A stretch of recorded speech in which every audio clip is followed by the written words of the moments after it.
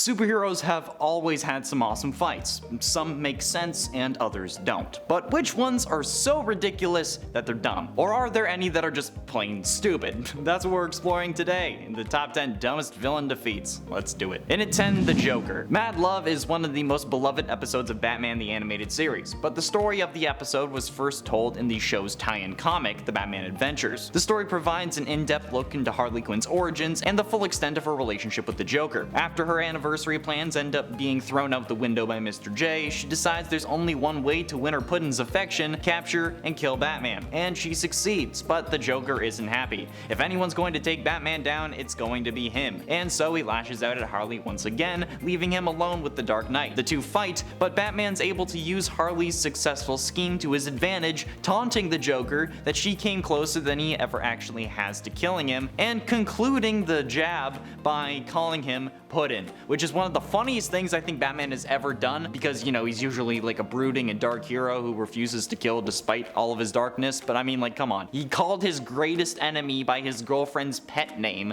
and that's probably one of the best Batman moments ever, but it's still a stupid way to beat him, if we're all being honest. In at 9, Ultron vs. Thanos. Ultron vs. Thanos is an idea that we've been asking as comic fans for a while. However, this question was actually answered thanks to the Disney Plus series What If. In the 8th episode of season 1, we got to see what would have happened to the MCU if Ultron had won and gotten into the Vision's body. If the heroes had failed to steal it and put Jarvis's code inside, Ultron would have wiped out everything, apparently, using the Mind Stone and his vibranium body to decimate everything and everyone, until only he remained. However, it was certainly easier to do this after Thanos showed up with the other 5 Infinity Stones. We expected a climactic and epic battle, but instead, what we got was honestly pretty realistic. Ultron as Vision simply says fascinating and then uses his Mind Stone to slice Thanos in half, resulting in him collecting all the Infinity Stones at once, and then just ruining everything else, showing us that the worst mistake in the MCU was killing Vision before Thanos showed up. In at 8, Reverse Flash. A pride point for speedsters, especially evil speedsters, is how fast they can move, how they're faster than a speeding bullet, and how they're basically impossible to hit. So imagine our surprise when Reverse Flash ends up getting popped in the head by none other than Thomas Wayne in the Flashpoint timeline, so Barry could access enough Speed Force to save the world and bring his son back. Well, bring Thomas's son back. And while this apparently killed Thawne, that was far from it. Thawne started vibrating so fast as he could actually slow the destruction of his brain, and this actually gave Thawne more time to try and avoid death, and gave him the ability to hold the grudge. Humiliated by getting killed by Batman of all people, Thawne sets out to be even worse than usual, even ripping up the letter that Thomas gave Barry to give to Bruce, the only contact that Bruce had with his parents since they had died. Well, the only contact a living version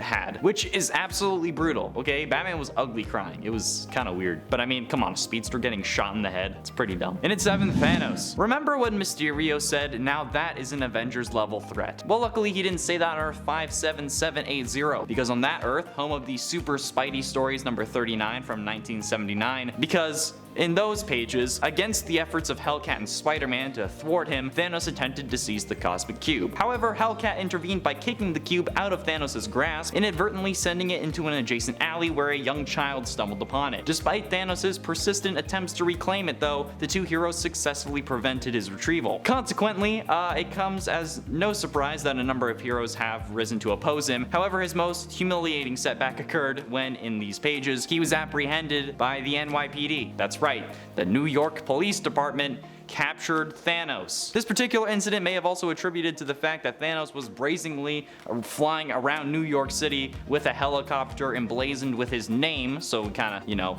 knew that he was there, virtually just like inviting arrest. But still, Thanos was arrested and lost that way. What the hell? And at 6, Darkseid. Bruce Wayne was not taken seriously by Darkseid. As a matter of fact, Batman uses the element of being underestimated to his greatest advantage. Batman does not kill, but he was forced to do so when Darkseid threatened Earth. The only known substance that can kill a new god is radion. So Batman shot Darkseid with a radion bullet and himself died in the process. Darkseid, for that matter, had Batman as the last person in mind that could stop him, because he thought if anybody would, it would be Clark. So yeah, up until this point, the only human or sentient being, for that matter, that had truly made Darkseid, the god of evil of the DC universe, cowering and running away, in fear is Batman. So yeah, there you go. Batman killed Darkseid by shooting him. Halfway through, in at number 5, Squirrel Girl versus Galactus. Okay, I know you all love Squirrel Girl, but come on. I get that there's a whole series called The Unbeatable Squirrel Girl, but this deserves to be on the list. This is a little much. The solo series debuted in January of 2015 and ran for 8 issues, but then was relaunched in October of that same year as part of Marvel's all-new, all-different branding, and was continued to be published until November of 2019 with 50 issues, for a total of 58. Both series were written by Ryan North, but in issue number 4 of Volume 1, Squirrel Girl literally stops Galactus from coming to Earth by being friends with him. Come on, okay? You can't sit there typing telling me that this doesn't make this deserving of that list, okay? Like, she didn't even have to fight him, for God's sakes. Okay, that's stupid. You're just gonna talk the Devourer of Worlds into not devouring a world? What? No, that's not how that works. The waiter at Olive Garden can't stop me from shoving more bread down my throat, so how could you stop someone who's literally eating planets? And like, I get that you all love Squirrel Girl, but come on. I know that suggesting anything is gonna make people mad at me, but still, Squirrel Girl beating Galactus. No. Okay, no. It's nuts. In at 4, Justice League.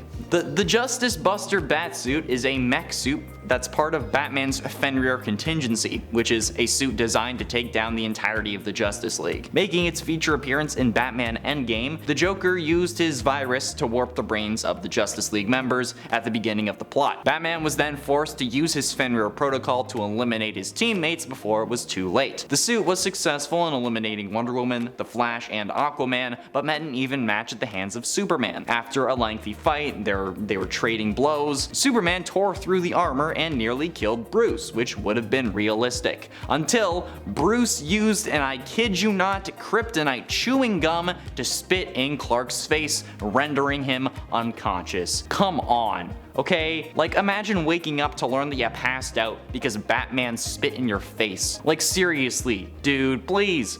Like, I get that we're post-COVID, but like this wasn't post-COVID, okay? He literally kept a piece of chewing gum in his mask. He says that he keeps it in the helmet so that he can chew it and then spit it like Clark. Dude, like, okay, sure, you had miniaturized red suns on your knuckles, you had Greek supernatural weaponry, you had super fast servers and electromagnetic nerve trees for Flash, but chewing gum is the thing that takes Superman down. That's like Green Lantern being taken down by a number 2 pencil. Getting close to the end, in at number 3, Cobalt Blue. While in the comics Malcolm Thawne is the long-lost twin brother of Barry Allen, he is also Cobalt Blue, one of a number of evil speedsters of the Flash that wielded the blue flame. In the Arrowverse, however, Cobalt Blue is Eddie Thawne, who's brought back to life by the Negative Speed Force in order to make him their avatar.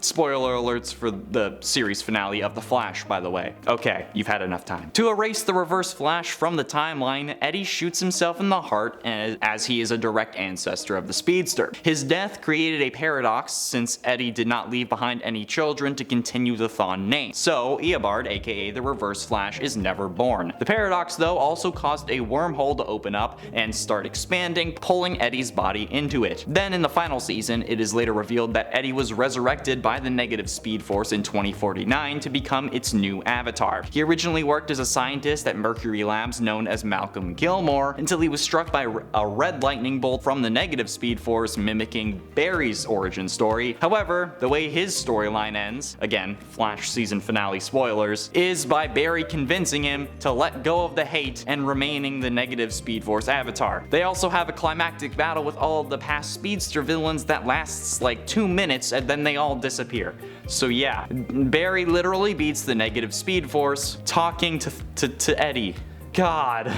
I love The Flash, but come on, jeez. Penultimately, in at number 2, musical. And no, this isn't about Music Meister, because within the pages of Final Crisis, utilizing her legendary lasso of truth, Wonder Woman releases Darkseid's consciousness from Turpin's body, and despite being physically defeated, Darkseid's dying essence continues to drag the entirety of reality towards annihilation. Time and space crumble as the catastrophic effects intensify until only Superman remains. Engulfed in darkness at the culmination of existence, he struggles to replicate a machine known as the Miracle Machine, an apparatus that's capable of granting wishes, which had been revealed to him by Brainiac 5 during his journey to the future. Darkseid's essence resurfaces, coveting the machine, but Superman ultimately obliterates him by employing his last reserves of superpowered breath to emit a harmonious song, countering the vibrational frequency of Darkseid's life force, ensuring his ultimate demise. Yeah, Superman sang Darkseid to death, and if that's not stupid, I don't know what is. And finally, in number 1, Batman vs. Hulk. Talk about one-sided fights, right? Okay, like Batman standing up to Superman is one thing. They're within the same universe, he can get kryptonite, he's rich, I get it. Shockingly enough, Batman seemingly achieved the impossible feat of defeating the Hulk as well in the days of 1981 when DC and Marvel were still on friendly terms and the concept of separate universes hadn't really established yet. They occasionally collaborated on crossover stories, such as what unfolded in DC Special Series number 27. Written by the late Len Wein and illustrated by Jose Luis Garcia Lopez, in this extraordinary encounter, Batman unexpectedly crosses paths with a rampaging Hulk, who had been manipulated by the Joker to see Batman as an adversary. So, the Hulk saw Batman and,